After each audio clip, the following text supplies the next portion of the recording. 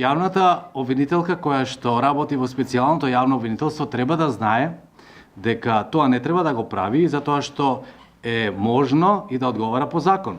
Таа изрече неколку клевети, а за политичката намера и никаква друга, денеска гледам во еден од дневните листови еден демант кој што бил кажан после пресуд на специјалното јавно обвинителство.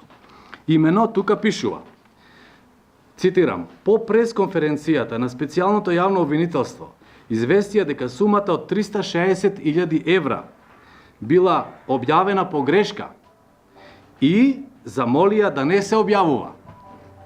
Вие добро знаете што значи пресконференција.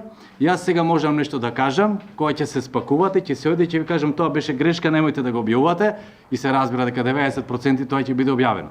Значи, еве го тоа.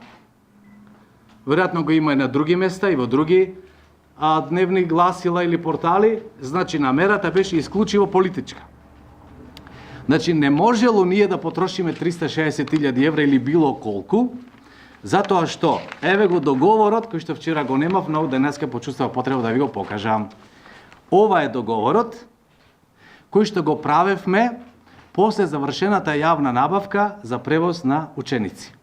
Значи, тука ќе видите, број 1 е општина Битола, како носител на јавната набавка. Број 2, потоа е корисникот на услугите, значи соодветно училиште, едно, друго или трето и така натаму, и број 3, вршител на услугата, значи некој од превозниците, оној што го добил тендерот. Сега да видиме во овој договор кој плаќа. Дали можело ние, јас, председател на комисијата или некој друг да плаќа воопшто и дали сме можеле ние да направиме штета било каква во однос на плаќањето.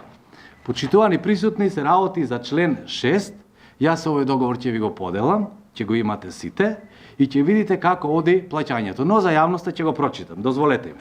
Значи, цитирам, член 6 од договорот. За направената услуга од страна на извршителот, значи, овој кој што превезува, корисникот на услугата, значи училиштето, ќе му исплаќа надоместок врз основа на доставена фактура во рок и цени во согласно со понудата во тендерската документација која е составен дел на овој договор.